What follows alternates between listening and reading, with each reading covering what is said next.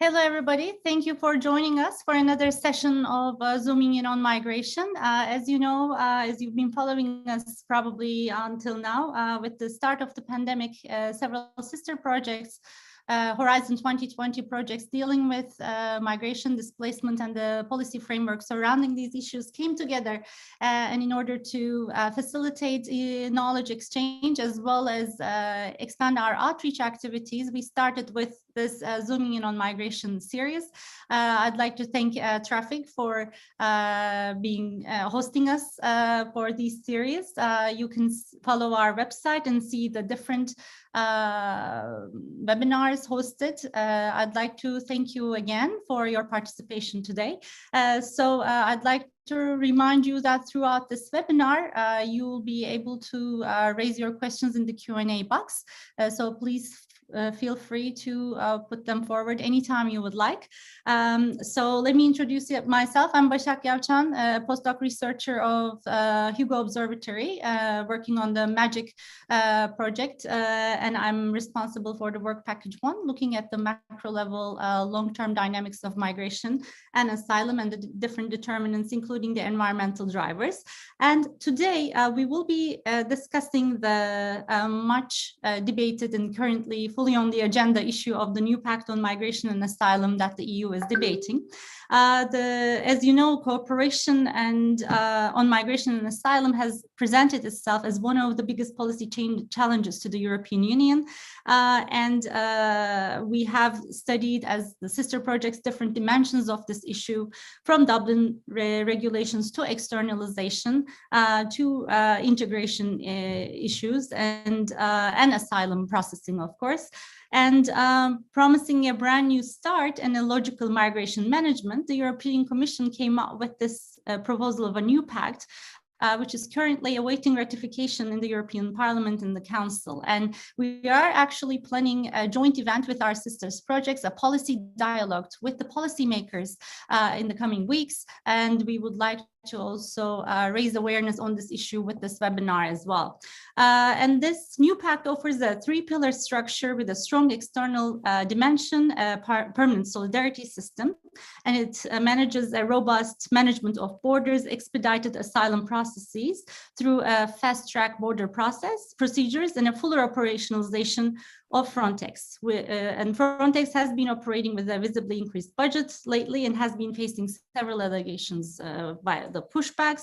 So as you have been following, the pact has provoked a lively debate, with some calling it a rational and realistic compromise, while others found it disingenuous, potentially ineffective, and in violation of human rights due to the lack of independent monitoring mechanisms. So in this webinar, we'll be assessing the Pact and the border management dimension mainly. And we have here with us very valuable speakers and practitioners.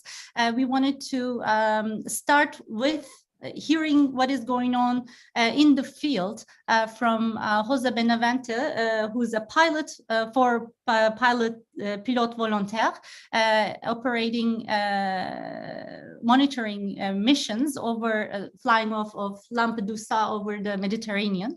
And following that, we will turn to François and from François Germain from University of Liège, and Martin Lemberg Pedersen from University of Copenhagen, representing ADMIGOV project with us today. So I would like to, without further ado, turn to Jose and ask about the activities of Pilotes Volontaires. Why can you tell us why it was necessary to set up this organization? Which gap do you think it fills? And who do you think it should be the main responsibility of these operations? And what are the main obstacles that you are facing when conducting these operations? Can you get support from national and international organizations?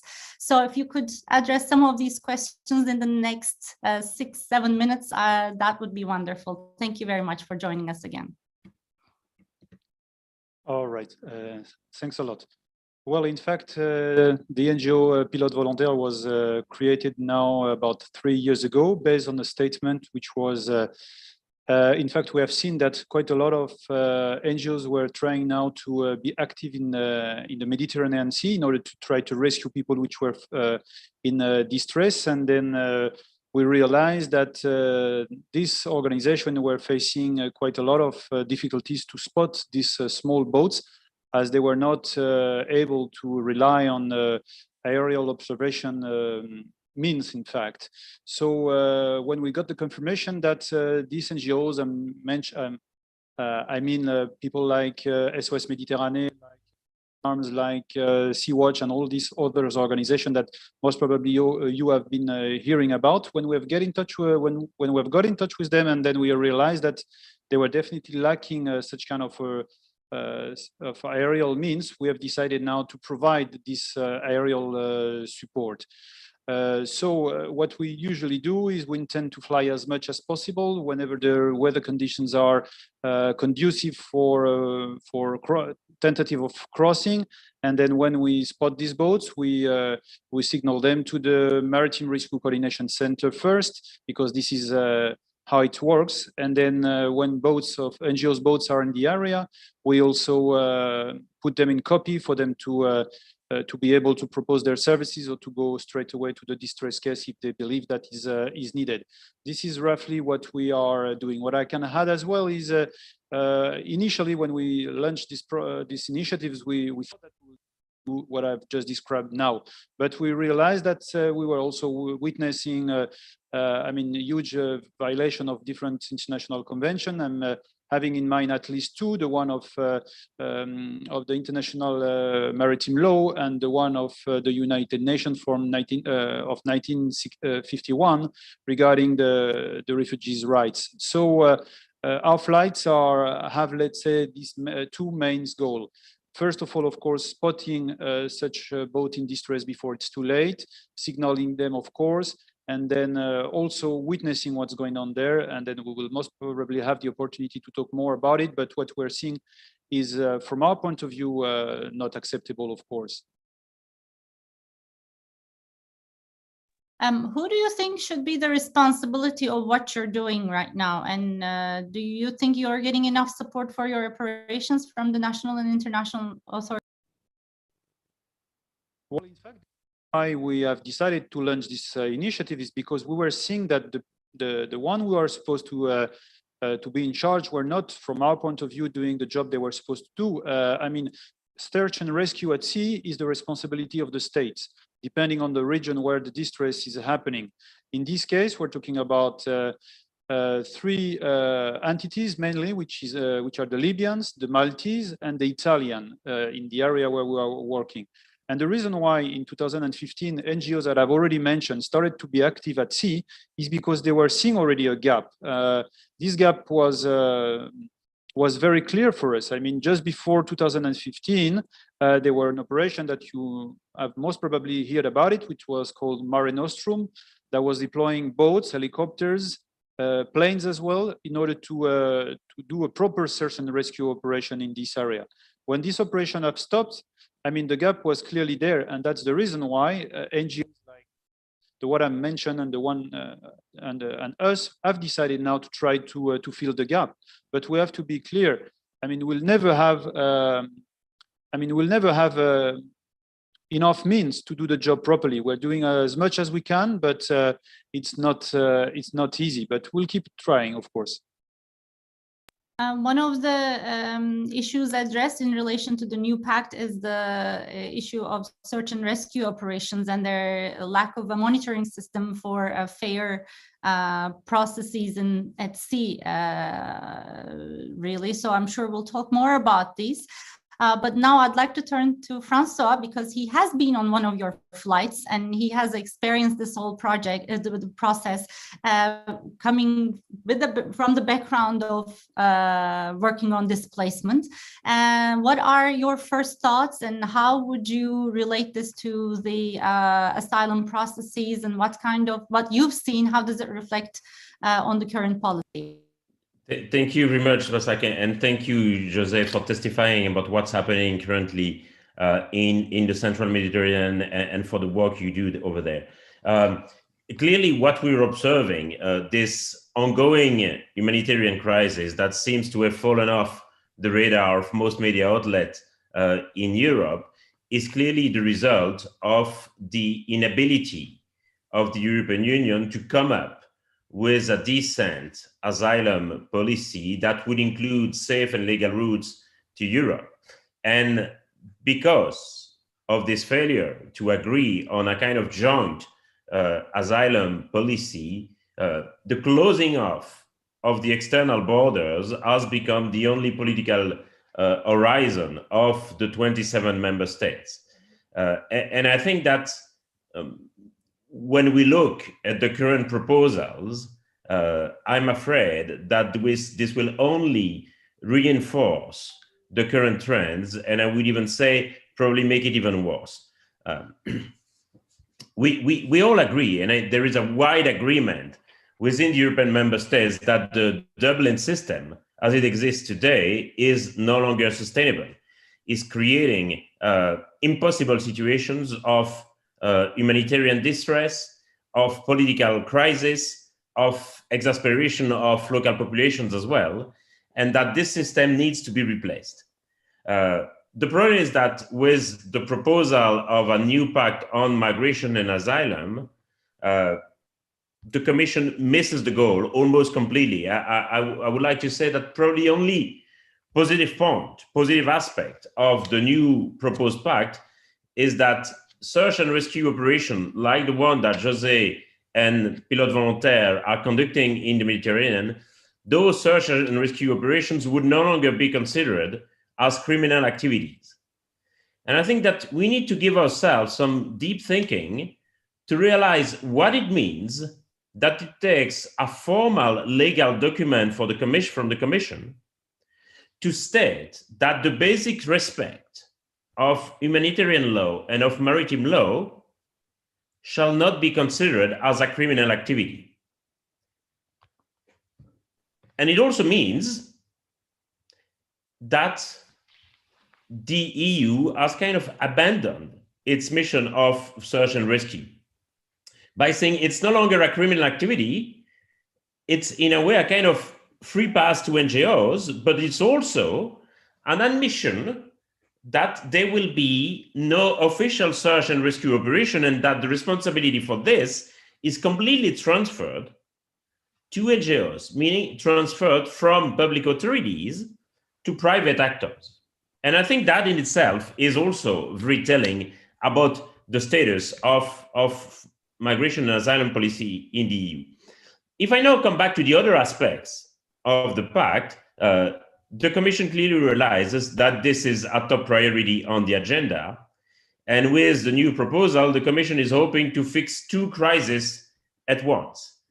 To fix the humanitarian crisis, and obviously this crisis is continuously unfolding in the Mediterranean, but also near the Canary Islands, and also within the borders of the EU, and is also hoping to fix a political crisis. And we've seen in recent years a very big divide and an increasing rift between countries that were, I would say, more welcoming, if I dare use this word, and countries that were more hostile to migrants and asylum seekers. It's not just a divide between the East and the West.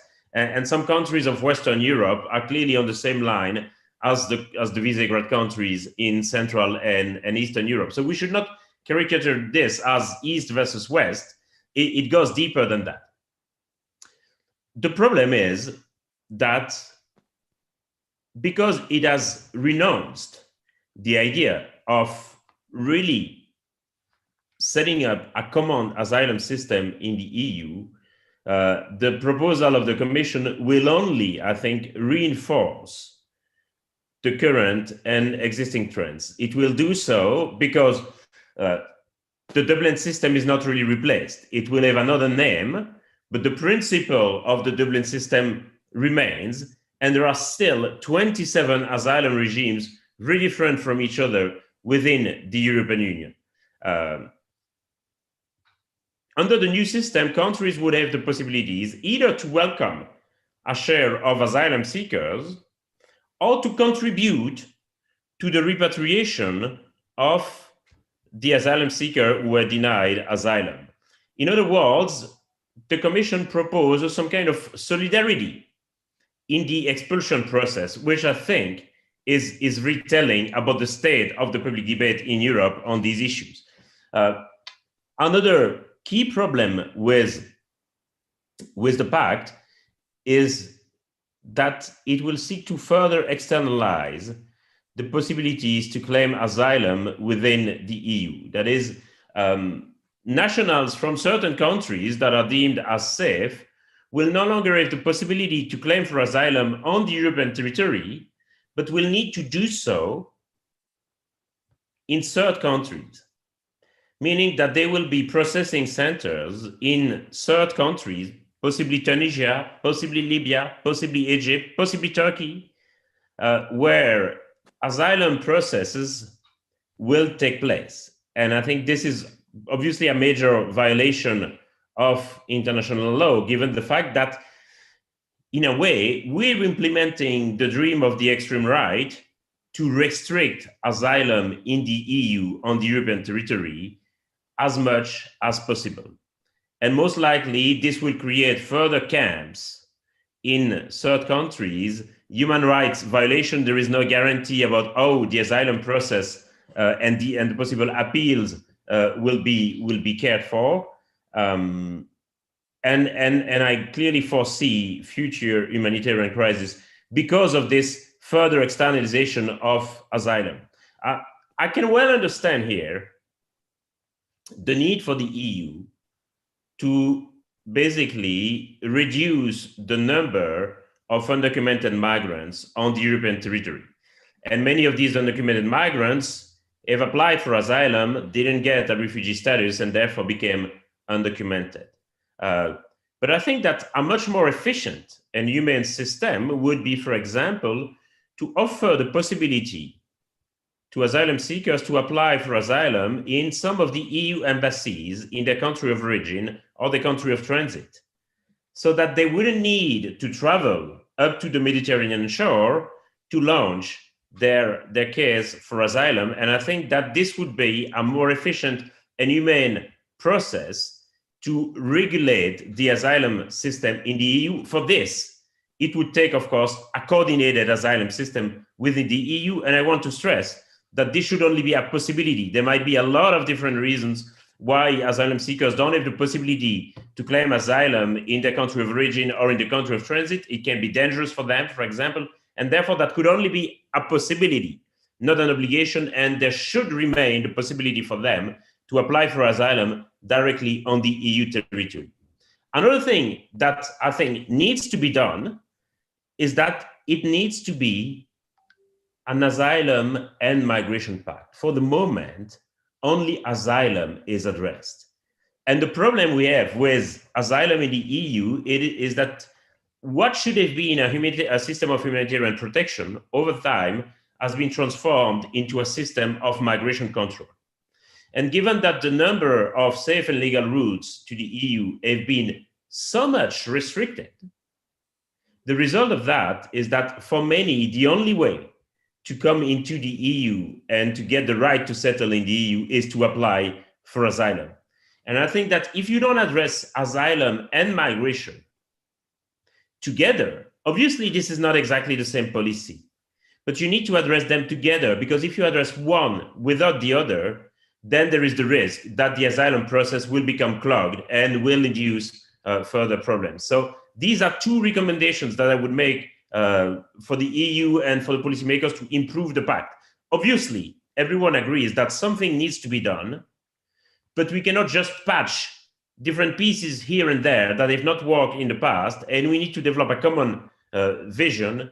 And hopefully, I think that we, researchers, NGOs, civil society, need to seize the opportunity that the pact is currently being discussed in the European Parliament to make it evolve towards something that will be better. I mean, realistically, we understand that this is a difficult issue, that there are deep divides between EU member states, and that possibly there will be no unanimity on this, and that we will need to move with a kind of coalition of willing countries, willing to set up a kind of more coordinated asylum process, something needs to be done. And I think that we need to try and make constructive and positive suggestions, because there is still a lot of room for maneuver. That's what I wanted to say as introductory remarks. Sorry that I spoke for too long. Thank you, Basil.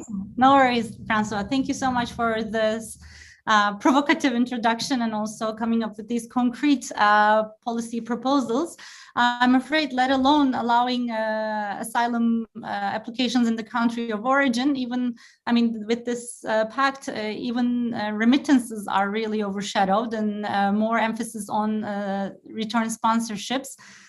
Really making it very easy for countries that are reluctant with readmissions, and already so many people are waiting in these third countries for readmission. And yeah, we'll see about that. But especially also going back to borders, I think your points are very well taken and relate really well to what Jose has indicated. And I think this nicely brings us to some questions that I'd like to ask to Martin. Martin Lamberg-Pedersen is an associate professor at the Center for Advanced Migration Studies at the University of Copenhagen, and also represents ADMIGOV today. And I'd like to ask you about now with the Frontex and all the influence of security and ICT companies on the data surveillance of migrants, and the digitalization of the border control structures, and how that connects to the pact. And also we talked about the returns, sponsors, returns and deportations, and how these infrastructures are envisioned to feed into the return and deportation policy in the pact. I know you have done a lot of research within ADMIGO on this, so we're looking forward to hear your reflections on these. Yeah, thank you very much, Bashak, and also for José's and Francois' timely and interesting interventions.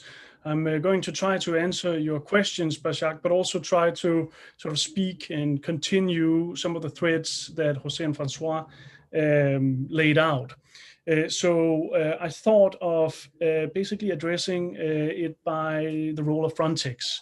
That'll be the entry point here, because I very much agree with Francois' point about the fact that the Migration Pact is a sort of a missed opportunity for addressing some of the systemic asymmetries and dysfunction in the Dublin system. So because what actually happens is rather a continuation of some longer spanning dynamics. It is true that there are some suggestions, and it's 5 legislative proposals, it's 3 recommendations, and it's 1 guideline that we're talking about when we're talking about the pact. We're also talking about a future conditional, one that hasn't been passed yet. And we're also talking about something we don't know how the individual member states are going to realize. So it's difficult basically to assess it. But some of the things they're talking about that I'll focus on here is the idea of increased solidarity. That's a big discourse, and the increase of making it faster and more efficient, the border system, fast tracking it. And about the solidarity discourse, then it is something that is basically talked about in the concept of return sponsorships, like you were mentioning. And in my view, this is not replacing the dysfunctional Dublin system. It's actually a supervenient layer on top of this dysfunctional system. And it's a layer that is framed as solidarity, but actually is a kind of voluntary solidarity with the partial aim of increasing deportations. So you could, if you sort of analyze what are the claims of solidarity involved, then you have, EU solidarity with third countries, you have solidarity between member states, and you have solidarity towards migrants. I would argue that the return sponsorship agreement is not in any meaningful way solidarity with the many migrants, but it's a way of trying to unite a seemingly and increasingly perhaps fractured union around a rallying call of upscaled and increased deportations. And this is something that is, visible also in the Joint Way Forward agreement from 2016 where the EU set targets for returns to Afghanistan, but it's also something that links very well with the expansion of Frontex, which is also a big part of the new pact. Because if we look at Frontex since its regulation in 2004, then we have seen that return operation has gotten an increasingly large and more centralized and more a bigger form of executive powers have been granted to Frontex. So the regulation in 4, there's an amendment in 2011, there is the European Border and Coast Guard in 16, then there is another regulation in 19, and in 2020, a deputy director for returns was appointed to Frontex. And all of this in the Migration Pact is then sort of talked about in the context of a much deeper involvement with from EU agencies towards third countries. They say making it operational, and especially countries like the Western Balkans is sort of brought out. And it's interesting to see that in the current ADMIGOV project, we're now working on several reports, one of which is Frontex roles in returns and exit politics. And here, I'm not gonna, say the butler did it and anything because the report is coming out, but it is very, very obvious that the Western Balkans, after the long summer of migration in 15-16, really assumed a sort of laboratory status for Frontex national and joint return operations. More than half of the operations was actually to Western Balkans, and there were also experimentation with 1, 2, and multi-stop deportation charter flights. So we can literally see a sort of an expansion of Frontex operations here that is in line with the executive branch expansion, the centralization, and that's something that speaks into the new pact. I think also a quite significant discourse we can link this up with is the idea of a discourse of fast tracking, of efficiency. This is something that's very prominent in the new pact. And the way I look at it, because that's the way we're researching it in ADMIGOV, is to see what role does Frontex have and the larger EU return policy have when it comes to the large border control databases. So here I'm talking about Eurodac, the visa information system, the Schengen information system. Then there is ECRIS TCN, which is sort of a criminal database for third country nationals, and an entry-exit system. These last two are being rolled out, but have faced significant challenges and delays, partly because of the COVID pandemic. So when you look at these, part of the Migration Pact is an amendment of the Eurodac regulation. So this is a biometric database.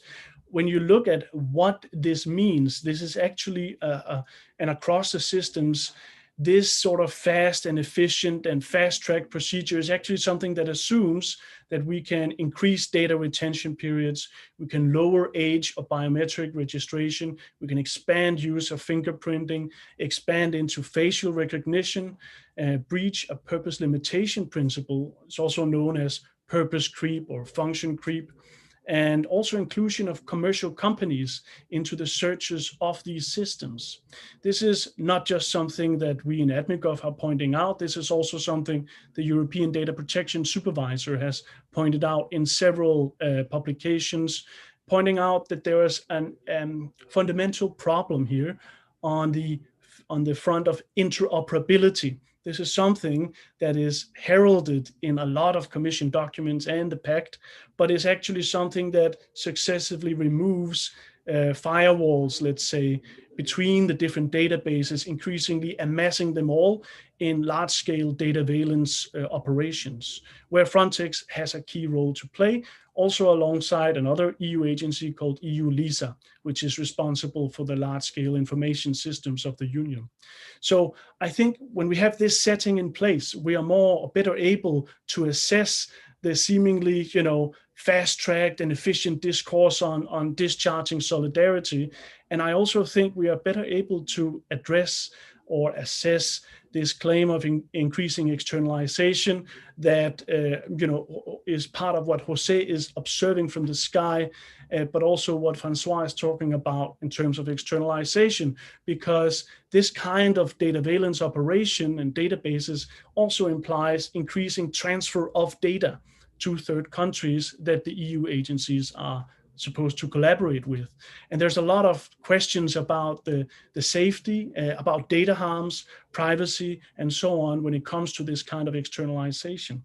And I think maybe I talk too much now, but just in the end, I'm just going to tell that I think when we are to assess the developments like this new migration pact, it's really important that we look at the multi-level governance of EU migration policy. This is part of the raison d'etre of ADMIGOV, of the ADMIGOV project, through our 7 with indicators, but with our different work packages. We're trying to assess the extent to which we can examine why the claimed allegiance to UN instruments, sustainable development goals, and compacts, and so on, faces such dilemmas or even contradictions when we look at how the actual policies are realized in practice.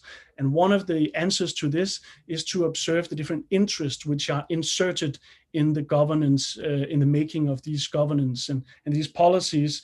And part of what I've been looking at with Oliver Joel Halpern, which is a research assistant in Copenhagen, is the private and commercial actors that produce, sell, marketize large-scale ICT systems. This would be actors like Atos, Accenture, Safran, Hewlett-Packard, Sporasteria, Gemalto, Bull. These are all the kind of actors that are increasingly involved in EU LISA roundtables, Frontex workshops, and actually are part of a big lobbying effort that co-shapes these technological infrastructures of data that we see underpinning and sort of assumed in the whole discourse on the new migration pact. So I think in the final analysis, which is very preliminary at this point, I think it's quite remarkable that we are observing this call for increased data retention, increased externalization at the same time, as we are all aware that the Frontex agency is being examined both internally by its own commission, by its own agency, by the European Commission, by Olaf, the anti-fraud agency in the EU. And this is specifically pertaining to a version of returns, that's pushbacks in the Balkans, between Greece and Turkey, and the kind of information systems that seems to be terribly lacking when it comes to these scandals. So I think we should just pause and reflect on the fact that the Migration Pact is actually suggesting a vast expansion of the executive powers and functions of an agency that's currently being investigated from 3 sides on exactly these issues. Thank you, Martin. I really found your reflections on the multi-level governance really appealing, in that we tend to think of it as something that furthers EU integration in a positive way in general. And here it is furthering externalization based on your experience through creating these linkages between the surveillance firms and the executive, which is quite scary, to be honest. And also your discussion of the data valence and all these data retention issues made me think of another dimension of the pact on asylum processing and how to share the responsibility of it, which is a lesser discussed issue, maybe not as major as the other issues, but the new suggestion is that, for instance, if an applicant has had a Schengen visa in the last 2 years, as opposed to 6 as it is right now, in the last 2 years from any EU member state, that state should have the responsibility of that asylum claim. Or if that applicant has ever been a student in one of the EU member states, and now it's also the responsibility. Now I think back to that, I already thought that policy-wise, this could create pressure on reducing the visas issued, Schengen visas issued, and student visas issued. And now I can see the data implications of this, which is quite, which even turned the tide even more negative on these issues, I believe. So, wow, thank you very much. And Jose, I'll now turn to you. Please feel free to reflect on what has been said so far, but I would also like you, I know you have quite an exposure to the activities of Frontex, your assessment of them, how effective they are, and what's happening at the border. Can you tell us more about it, and so that we can also discuss the implications on it, on the new pact? Yes, sure. Well, in fact, I can only confirm what I'm saying. I mean, we are seeing here on the field an increased mobilization of means to make sure that people who are trying to cross from Libya or even Tunisia up to Europe will be stopped before. These days that we are being flying, we can count sometime up to 6 different type of aircraft flying in the same area where we are also looking for such boats, and then we know very well what's going on. I mean, when Frontex fly in this area to spot boats, is not to. I mean, there is only one aim on that, is to give this information regarding the exact position of this boat and make sure that the Libyan Coast Guard will come if they can. They cannot always to pick them in at sea and bring them back to Libya. This is what we are seeing almost every day. And knowing what's the situation in Libya, of course, it's something very hard to witness for us because, as you most probably know, the living condition of these people in transit via, I mean, through Libya are just horrific. I mean, the latest reports of the Human Rights Office from the United Nations is just terrific. I mean, we know very well that people transiting via Libya these days are passing through. I mean, I have even no word to describe exactly what they are enduring there. And then for us, seeing this boat in distress in the middle of the sea, seeing Frontex aircraft nearby, giving the position to Libyan for them to come and pick them, bringing them back to this territory, which we should remain. I mean, we should recall it. It's a country at war these days. So we're in the front of the situation where people are to escape from a war country. They are picked up at the middle of the sea and they are brought back to this country. It's something very, very difficult to witness for us. But it's a reality. And regarding their effectiveness, unfortunately, yes, they are quite effective, I have to say. And then when we see the means they are able to mobilize in this region these days, of course, they have to be efficient at the end, and they are. Can you also assess a bit more on the role of the EU sponsored forces in monitoring the crossings and especially search and rescue operations, and how you assess them? Well, we know that if Frontex are able to do what they're doing these days, is because they are getting the support of countries. And they have, we know it as well, they have a deal with Libya with, again, one goal, make sure that there is not much people succeeding in crossing and then being able now to ask for asylum.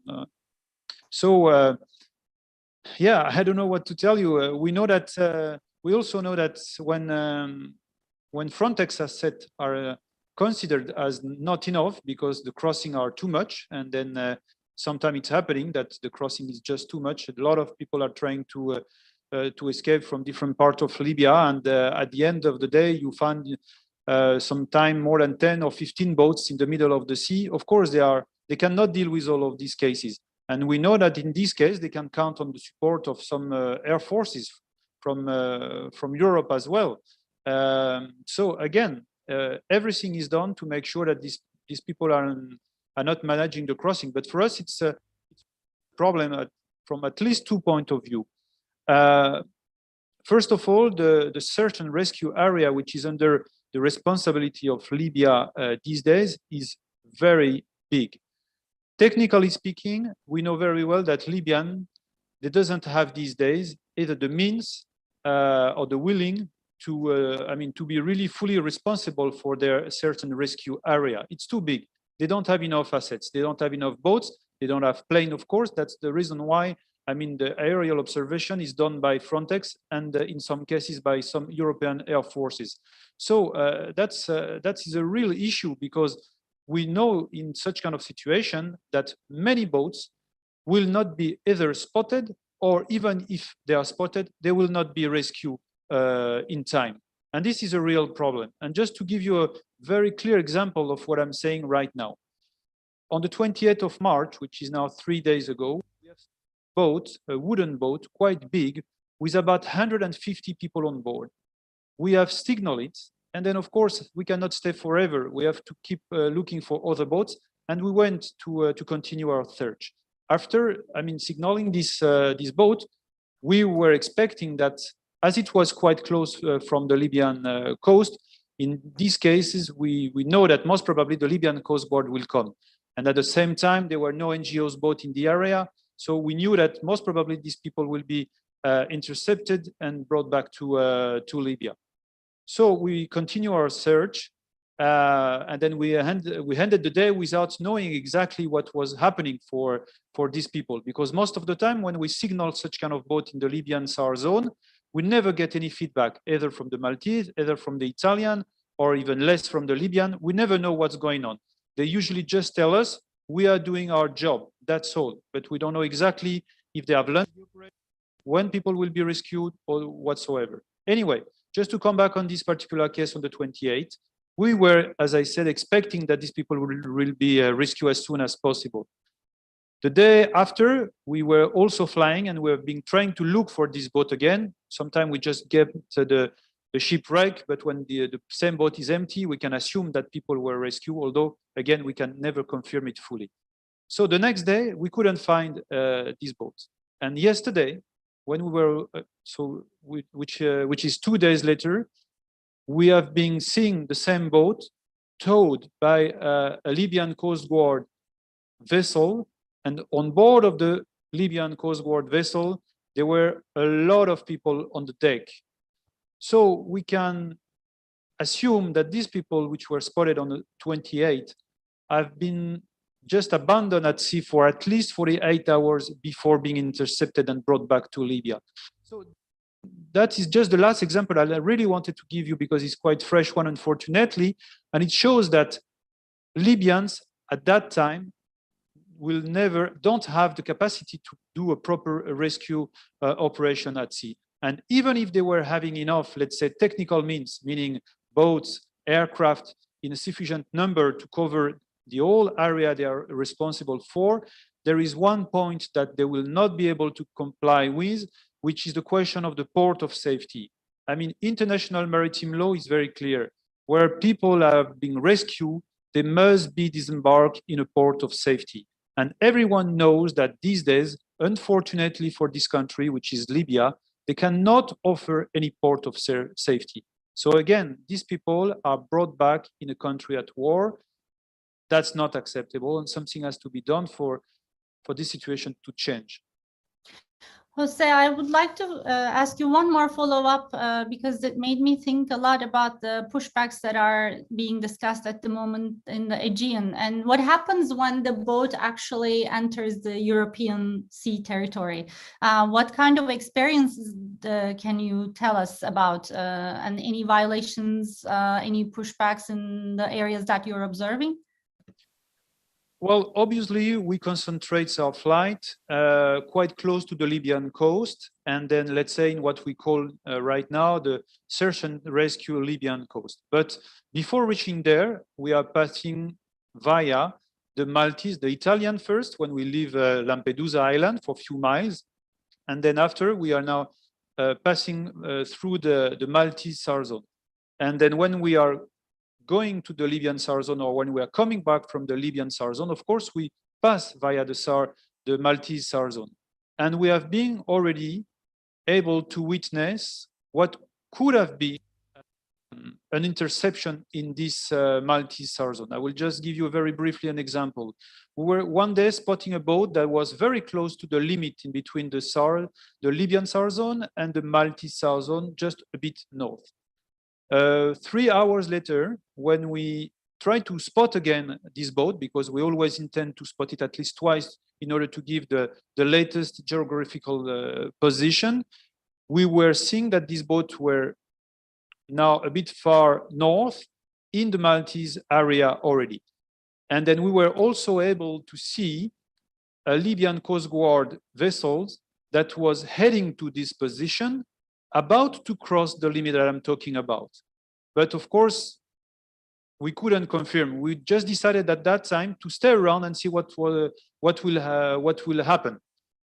We realized that we were not alone around. On top of us, few thousand feet above, an aircraft, European aircraft from the Air Force, from an European Air Force. Let's put it this way.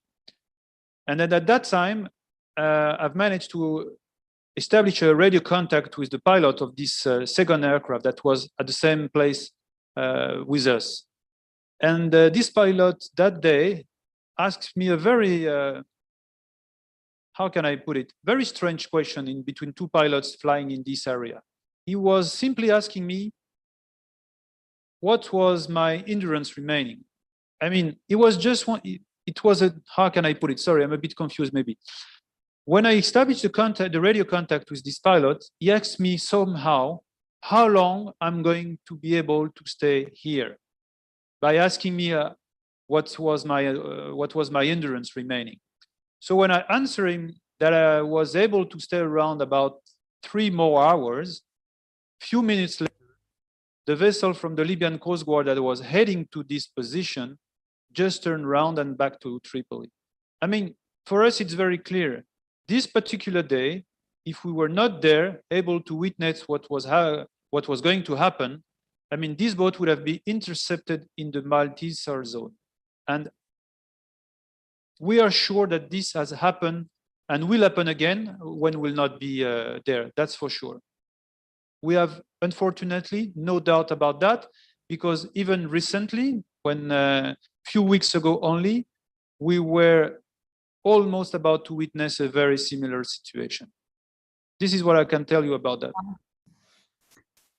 Wow, thank you very much for this assessment. I mean, it's quite important, and it's even though it's not ideal, it shows how important your role or organizations like yours are in the air, in the field, so to at least monitor these situations. And I'm pretty sure you act as a deterrence in this particular example. So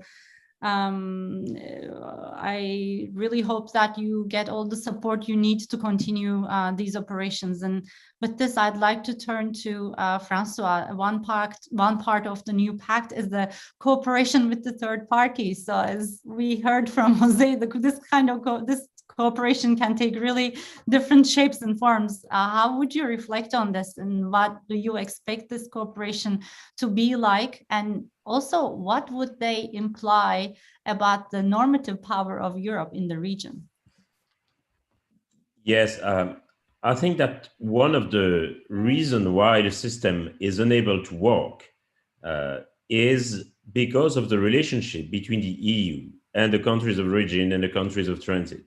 And these countries are usually considered as subcontractors of EU policies. And there is this assumption that if you pour money over third countries, then they will control the border and that they will do the work that you should have been doing. I think it's a completely wrong way to look at the relationship between EU and third countries. And of course, it is extremely important to involve countries of origin and countries of transit into migration management. But one condition for this is that these countries should be considered as genuine partners and not subcontractors. And the second condition is that you need to be working with governments that respect the state of law, the rights of minorities, and even that are democratically elected, if possible. And clearly, the third countries that we're dealing with at the moment are not in that capacity. Clearly, in Libya, the rule of law is not applied and the government doesn't have the full power, the control over the territory. Turkey, as we know, is increasingly an authoritarian regime. And therefore, by putting these countries in charge of EU migration and asylum management, we basically abandon our capacity to decide on these important issues, and we put these important issues in the hands of regimes and governments that we wouldn't trust for ourselves. And I think this is a real problem. Add onto that many of these third countries are not really willing to cooperate on these issues. Clearly, if you talk to countries like Tunisia and Egypt, you can see very clearly that there is some heavy reluctance into being treated as some kind of subcontractor. And furthermore, we need to question this very idea of externalization.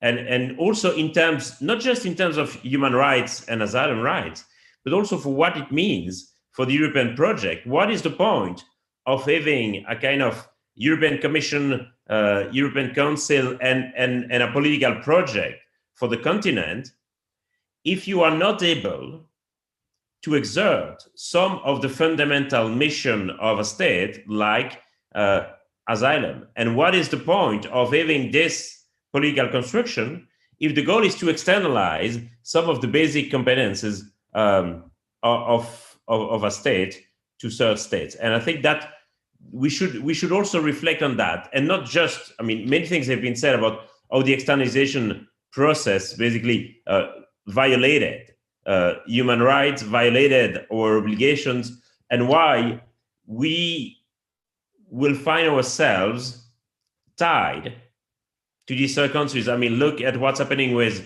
Turkey. Turkey is now the country that hosts the biggest number of refugees worldwide, with 3.6 million refugees on its soil. And clearly, the EU is not able to say anything to Turkey because they know very well that the moment they will start arguing with Turkey, then Erdogan will use the 3.6 million refugees as a kind of weapon, or at least as a token for negotiation. And clearly, this is a problem. Thank you, Francois. And several of our work packages deal with this issue, and also how this kind of externalization is perceived from outside, from Libya or from Turkish perspective in their media. I believe it was Christiane Fröhlich and Lea Müller-Frank who evaluated on this and wrote a nice policy piece. I would like to turn to Martin at this point.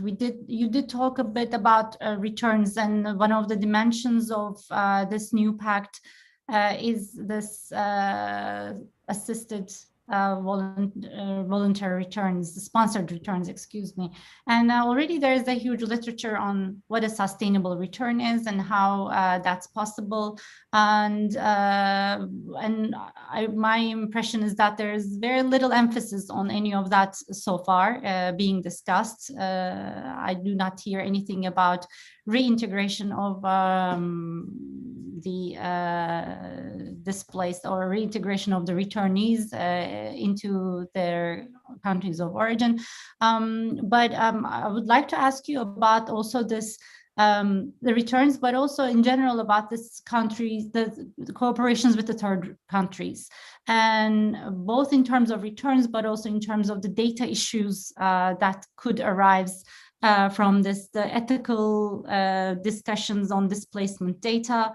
Would you like to reflect on that a bit, maybe? And also on the, of course, feel free to reflect on the ongoing discussion. Yes. Yes, thank you very much, Başak. Yes. So Well, I touched a little upon it already when we talked about the increasing role of Frontex and how the agency has sort of been expanded in terms of first going from a sort of monitoring and coordinating and increasingly to an organizing, but also a different kind of monitoring capacity. And in ADMIGOV, we have done what is also coming out, another report now, is a 4-country case study. And we are looking at the return policies of 4 member states. This is Netherlands, Spain, Denmark, and Germany. I've participated in the field in the interviews of the last 2. And here it's actually rather interesting. You're asking about the role of the countries in these kinds of return operations. It's actually kind of interesting to hear that while Frontex have been gaining this kind of muscle, also financially, but also from a supranational level, that's not necessarily something applauded by individual member states. When we were interviewing national police officers, national ombudsmen, and even return monitors, independent return monitors, we're getting an image, a perception of these Frontex returns as, when it comes to data, gathering less than certain member states. Actually, it's something that is, despite all the rhetoric and all the databases, everything we talked about, is something that, according to, for instance, independent return monitors, that during Frontex returns, there is less focus on more obvious violations or problematic aspects than they are used to from individual member states. So that, I think, is something worth some worry. Then there is the second sort of challenge that emerges from these interviews, and that is national police officers expressing that even though Frontex have all of these instruments, all of these tools, all of these funds, it is something that is kind of poured onto national authorities, even when they are not really interested in it. There is a perception of a supranational agency which has been given targets to meet, numbers to sort of organize their return operations according to, but that these numbers are not relevant, these targets are not relevant in equal measure to different member states.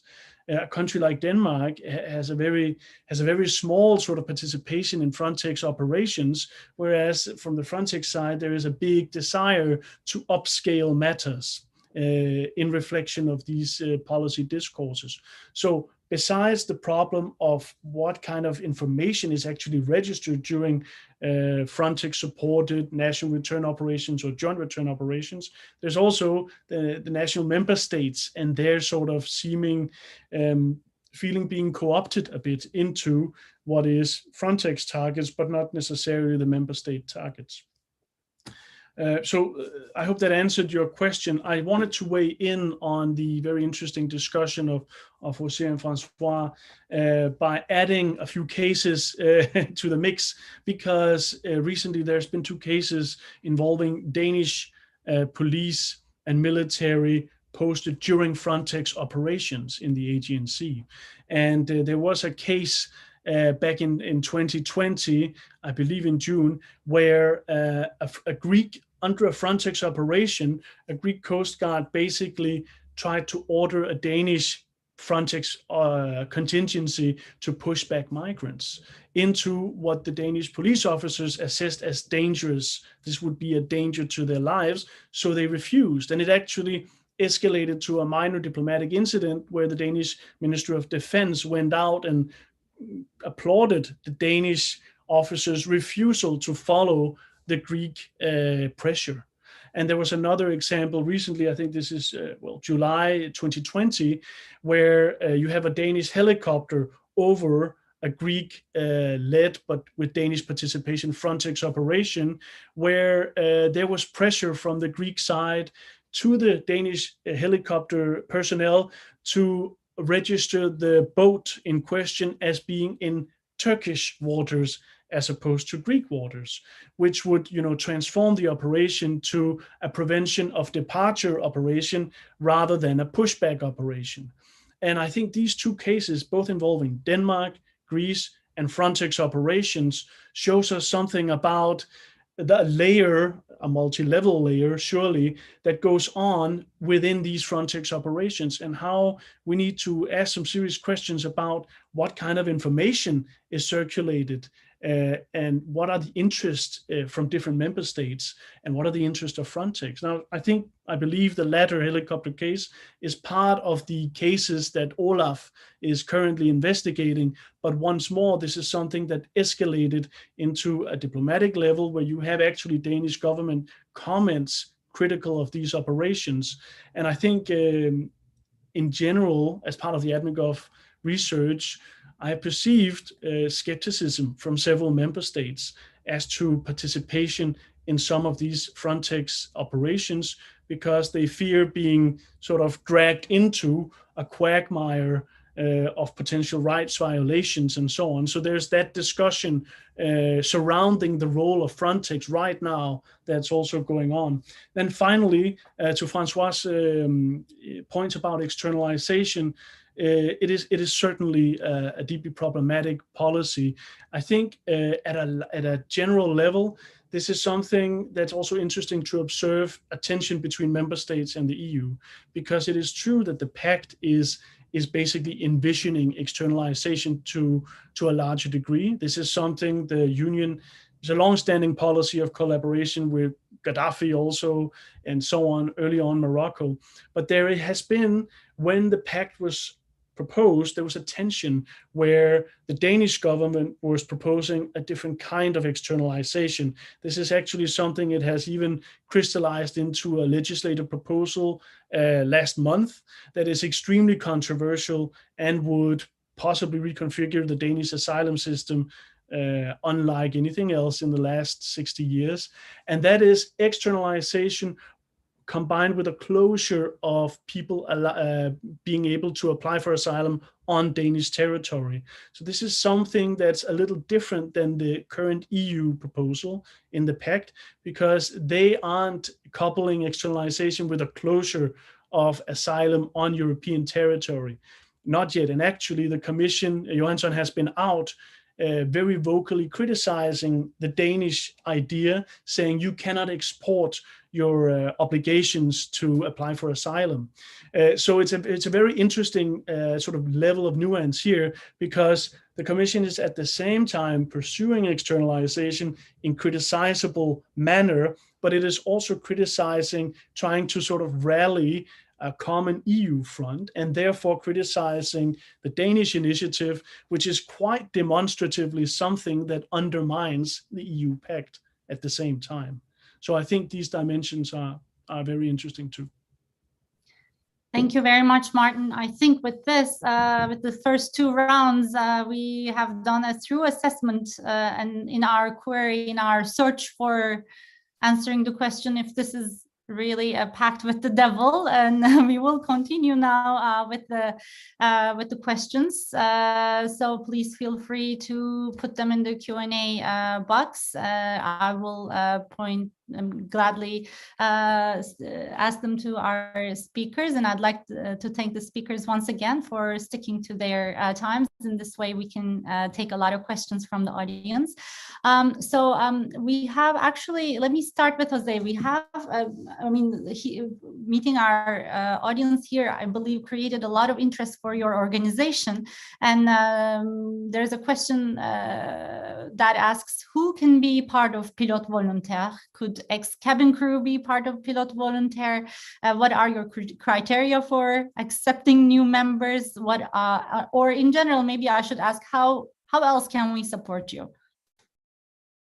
Well, right now, let's say that the team is completed. We have been recruiting pilots. We have been recruiting mainly also observers and air liaison agents, because what people may know at that stage is, in fact, when we are flying on board of our aircraft, we are usually 3 or 4 people. Of course, there is one pilot, but the most part of the job, I would say, is really what the observers are doing, trying to spot these boats. When these observers spot a boat, we also communicate the information now to our air liaison officer, which is in fact on ground, and he will be or she will be the one transmitting the information to the Maritime Rescue Coordination Center.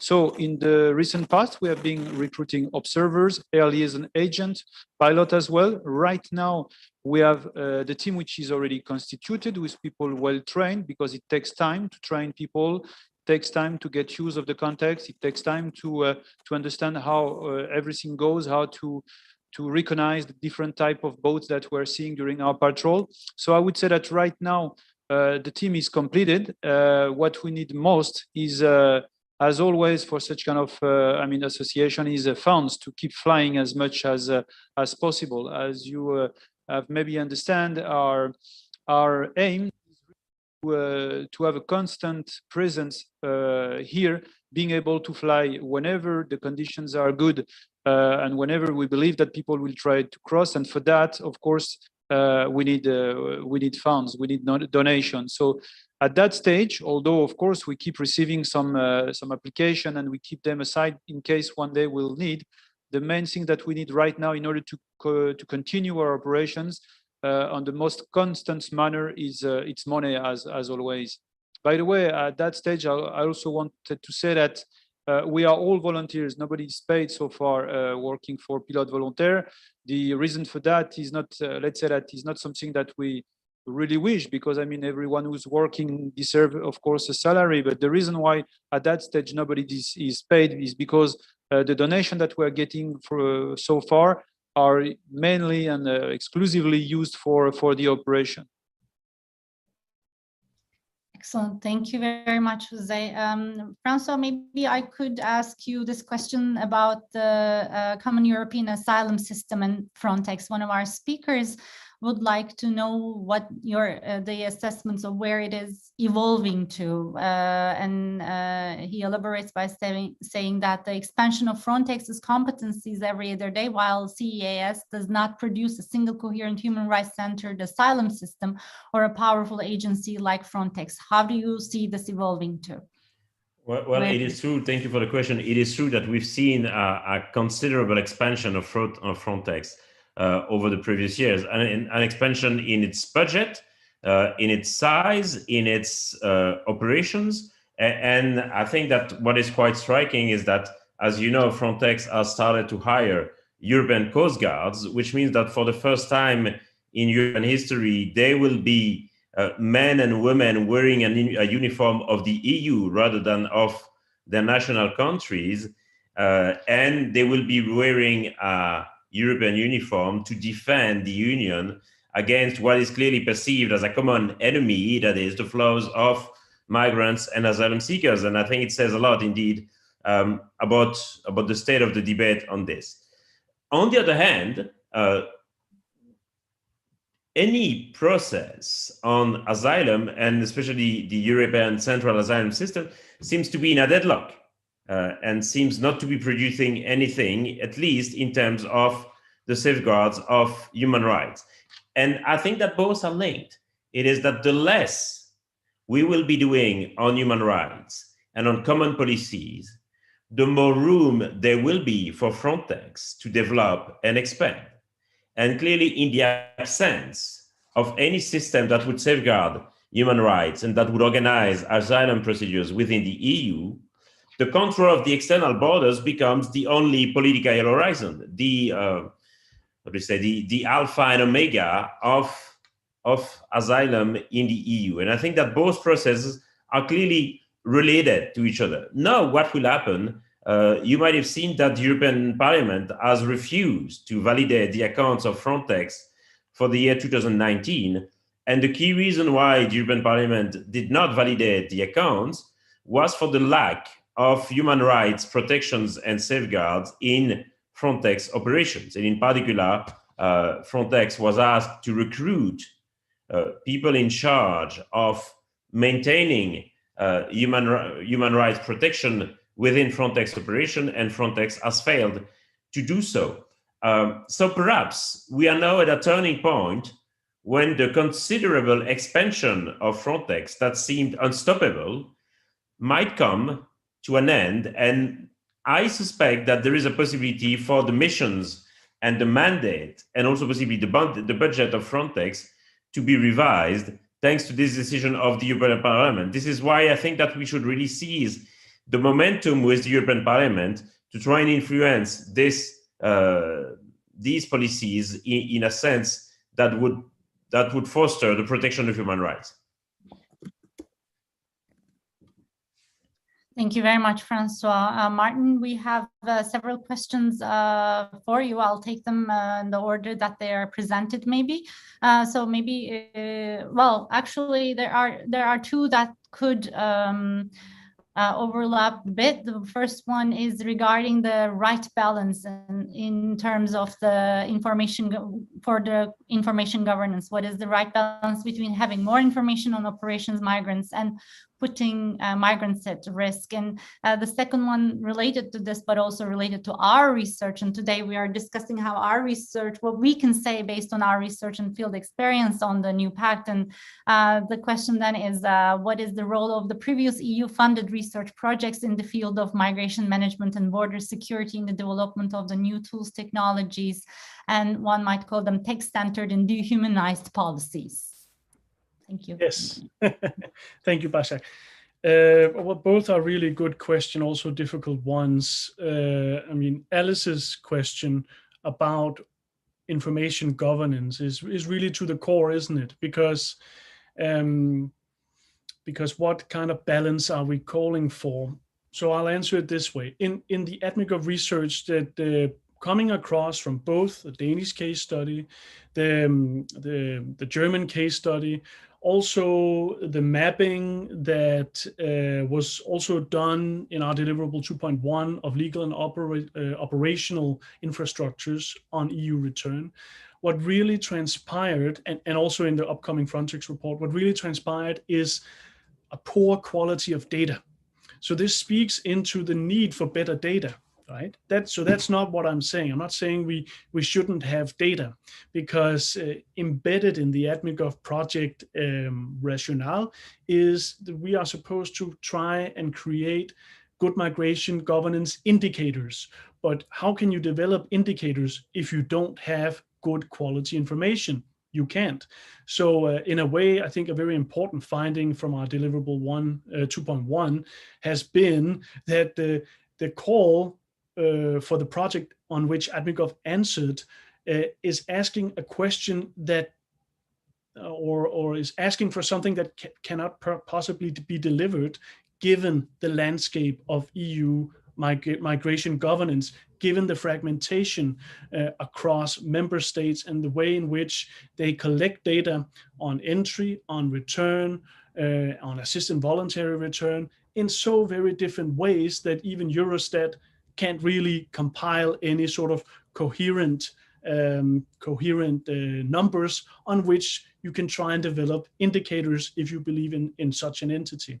But then there's the other side of this, because are we then calling for a complete acceleration and upscaling of standardized and homogenized numbers? No, I don't think so either, because that is where the data harms and the privacy issues that we discussed before, that's where they come into place.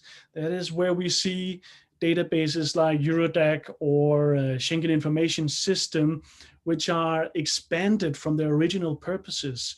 A lot of data collected from people under a certain pretext are now being used for a very different pretext. So you have the Schengen Information System that is moving also from sort of monitoring criminal behavior on criminals into returns. And the European Data Protection Supervisor has said this kind of interoperability is fusing together very different purposes, such as people's staying or working or visas, and then whether they're criminal or not. Are they applying asylum? Are they criminals? Why are we registering them? This is something the EDPS itself is calling for. So there is a large discourse on standardizing information as if it's an uncontroversial good. And even though we have poor data quality and it's fragmented across the EU, we shouldn't fall into the other extreme of collecting everything, because as many commentators have said, that is actually the creation of a surveillance regime, not a protection regime. So that is my attempt at answering Alice's question. Then there's the first question from Benjamin Etzol, which is also very good. I'm just going to remind everyone about it. It says, what is the role of previous EU-funded research projects in the field of border technologies, biometrics, and respective databases? It's a very good question, and actually it is something that we answered in ADMIGOV more. It's also coming up in the Frontex report in the forthcoming, but also in our deliverable 1.3, I believe, which was the mapping of the political economy of entry governance. Because in it, we examined also, for instance, the Horizon 2020, which is, of course, the funding instrument for our research projects.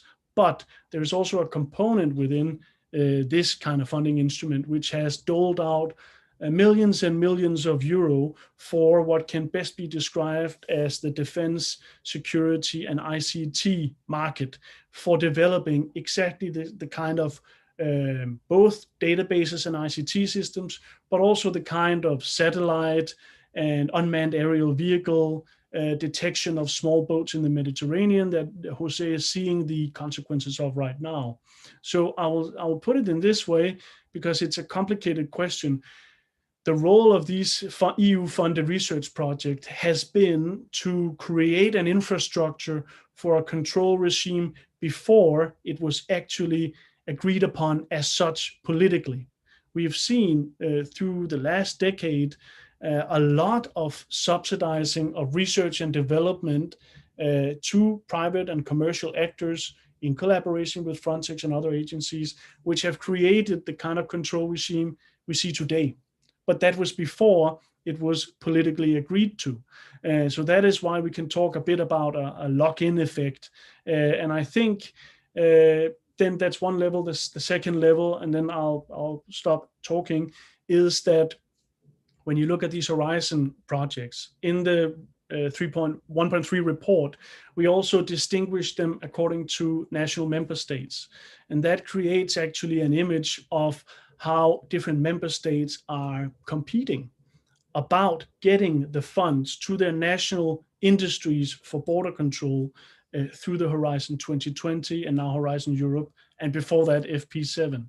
And there is a asymmetry where you see, for instance, Eastern European states aren't anywhere near as likely to receive funding through these as the Western states. So there is a discrepancy here, and you can say that the industries for border control from North and Western Europe have been having a lot of luck in attracting funding for their research and development of border control technologies that we're seeing manifested now. Thank you. Thank you very much, Martin. We have two questions that maybe either Francois and Jose would like to address. The first one is, what do you see as the role for sending countries in pushing advocacy efforts with Libya and the EU member states using the evidence such as shared here? The other one is, should international frameworks and interventions supporting the Pact on saving lives and accounting on missing migrants include indicators that point to intent as monitored by non-state actors such as NGOs working on search and rescue? A bit of a long of a sentence, but I think our speakers figured it out. So she continues in saying this should trigger support to countries such as Libya. Otherwise, we have clearly missed the point on saving lives at sea. So please feel free to elaborate, either Jose or Francois. Yeah, well, maybe I can get started on sending countries. Yes, I'm afraid that again we're taking the relationship from the wrong foot, and that we see increasingly a linkage that is being made between development assistance and migration control and migration governance in the sending countries. And there is still, from the European perspective, a kind of assumption that more development will lead to less migration. And yet research has showed and has demonstrated, if not exactly the contrary, at least that the relationship was much more complex than this. And therefore, I think that when we consider the relationship with sending countries, I think that we need a much more nuanced approach to development assistance, and in particular, the need to distinguish clearly the agenda for development assistance and the agenda for migration. And clearly what we should not hope to achieve migration results with development assistance. And I think that it's extremely important to keep them on separate track. I agree that there are much more to do with sending countries. At the moment, that doesn't seem to be approached directly through the Pact. The Pact focuses very much on third countries, not so much on countries of origin.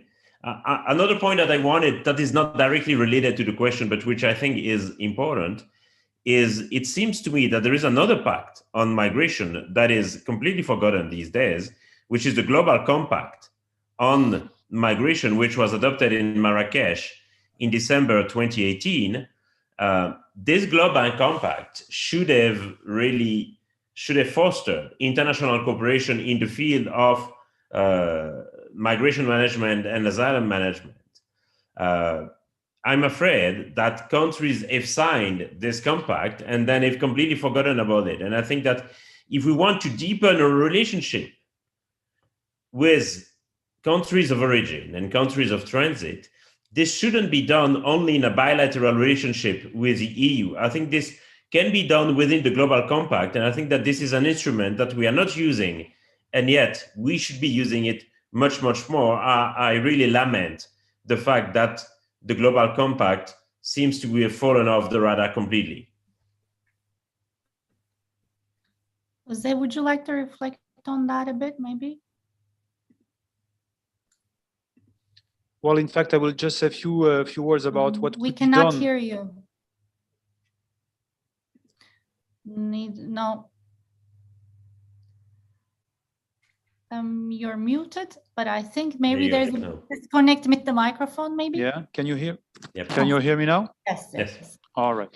I will just add a few things maybe regarding the search and rescue operation. I mean, we know very well how to look for people which are in distress at sea. We know very well how to do that. We know very well how to rescue these people is by associating maritime and then aerial means. This, as I was saying before, has been done very well by the Operation Mare Nostrum in between 2013 and 2014.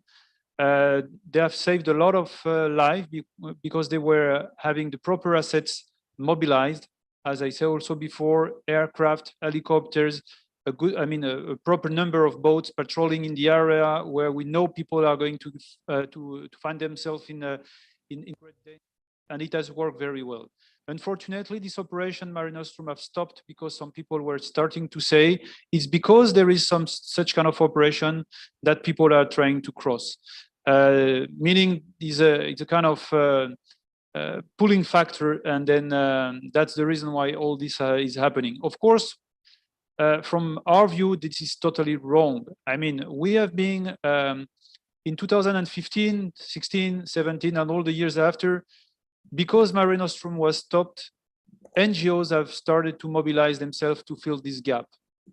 And very soon they have been criminalized, they have been stopped to operate, and then as well, on our side, we have been prevented to fly after 1 year operation, because as you could understand, we were witnessing things which people doesn't wanted to see. What I wanted to say is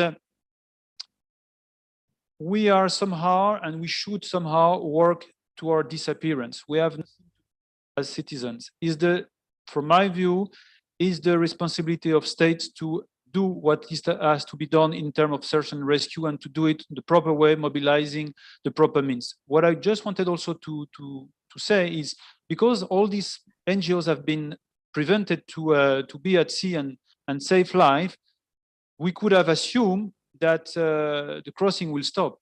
This was not the case. I really wanted to emphasize on that. I mean, we have been flying for several months with unfortunately, no NGO boats present at sea, and crossing was happening again and again as soon as the weather conditions were good enough. So that shows that there is no pulling factor. The pulling factor is not existing, and we are really asking for a proper operation to be resumed somehow.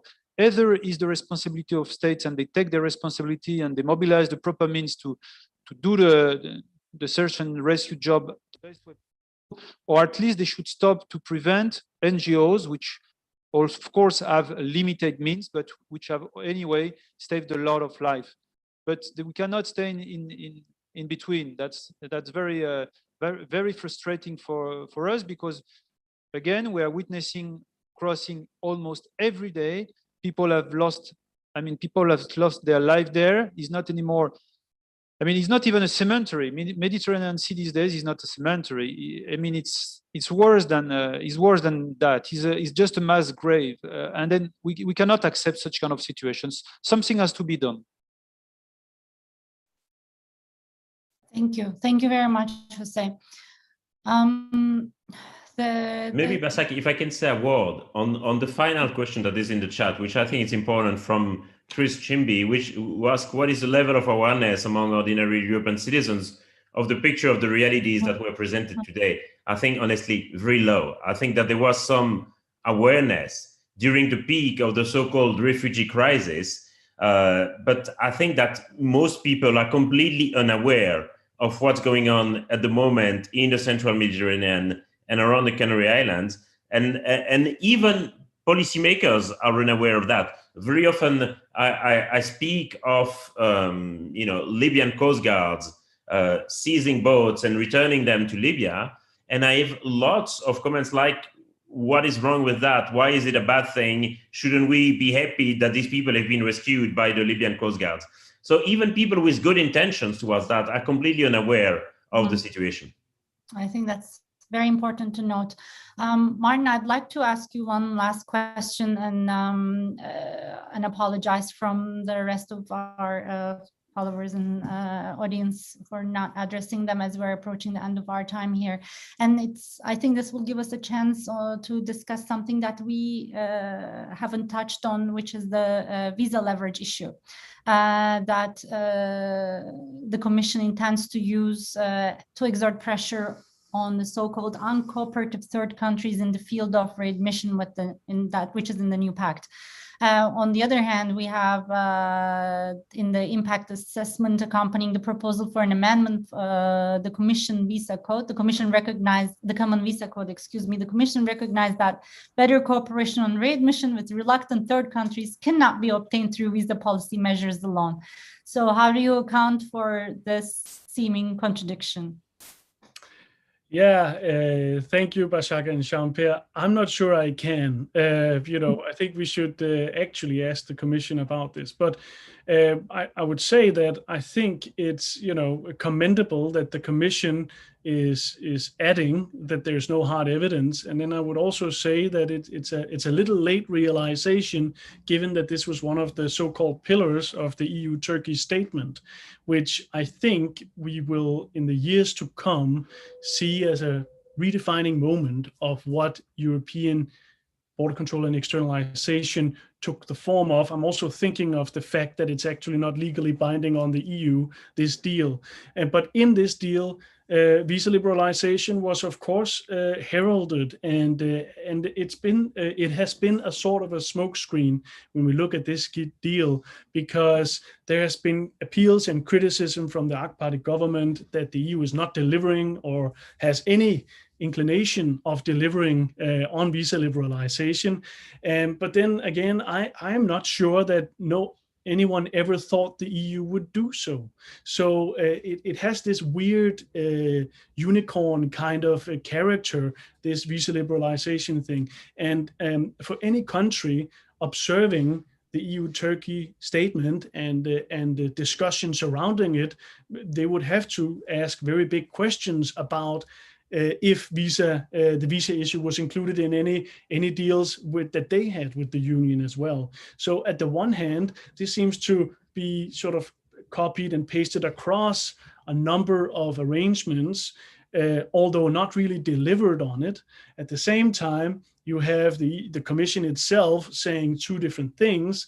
And then thirdly, you have anyone looking at the degree to which visa liberalization has actually been achieved on any notable scale in connection with border control partnerships, and they must be asking the question why we keep on listening to it. So the fact that even when it is offered as a carrot, it's not being implemented and creates these credible commitment issues. And so it can neither be a stick, looks like, nor a carrot. So exactly. There is one more question, Martin, maybe I can ask you before we close, which is on Frontex. It is more the fact that it is more and more engaged in voluntary return, excuse me, and reintegration. Do you think this is a positive evolution? Given the fact Frontex is a border agency so far as entering the new field of activity? Right. So it's true that voluntary return, assisted voluntary return, reintegration is a new thematic for Frontex to deal with. And of course, the agency itself and certain sort of institutional discourses surrounding this addition is framing it as, it's a civilian agency, Frontex. They're saying civilian, and it's an expansion of its remits to include more of these soft targets. So I would call it a humanitarianization discourse. But I think we have to ask the question, which venues are the proper ones to realize which targets? And I can think of a lot of different actors better suited to deal with voluntary returns and reintegration than Frontex, not least given its vast expansion of control powers and executive powers in the more harder areas of border control. It's not obvious, to me at least, that this is the right actor to try and implement these other issues, given that we have a range of actors across the EU already involved in voluntary returns and reintegration programs. I think there's been a real lack when it comes to the Frontex agency in sort of monitoring the after effects of its interventions. And a lot of it, I think, can be brought back to the fact that its mandate concerns the external borders, right? So anything after that is intra-EU dynamics, member state tensions between member states and the Commission, all of these factors which actually inform policymaking is beyond the remit of Frontex. And until recently, anything after people have been deported and refused has also been outside the remit. I'm not sure that the agency can actually transform into such an actor, given its very problematic relations to its own fundamental right officer, which has been discussed by many commentators. So I would say this engagement in AVR and reintegration is something we need to keep a real close eye on and not just accept at face value the promises made. Thank you very much, Martin. And Francois, maybe I can ask you one last question too, which is something also we didn't evaluate much. What do you think would be the effect of this new pact on the EU Med countries in the front line? Does the benefits outweigh the cons? No, clearly to me, the benefits do not outweigh the cost. And I think that quite on the contrary, we will be stuck and unable to develop a real European asylum policy if we deepen too much our dependency to third countries. This being said, I think that we should not throw away everything. And I think that it is welcome that the European Commission takes the initiative. And I think that we should also try and work with the services of the European Commission and with the Parliament in particular into improving it. I think that everyone realizes that this can be improved. I'm just concerned that at the moment, we seem to bend to countries that are reluctant to welcome migrants and asylum seekers. In a nutshell, it seems that Viktor Orban has won a battle, and I think that we should clearly try and work in the other way around to try and improve that, and I think that there is room to improve it. On this note, I'd like to thank our patient audience and for their participation in great questions. And I'd like to thank our speakers, Martin Lambert-Pedersen, Jose Benavente, and François Germain, for this lively discussion. We tried to do our best to bring what we have to say about the new Pact on Migration and Asylum based on our research and our field experience. I hope it was useful for you. Please feel free to contact us, our speakers, and if you have any further questions, and please keep following the Zooming In on Migration series. Until next time, bye. Thank you very much. Thanks a lot.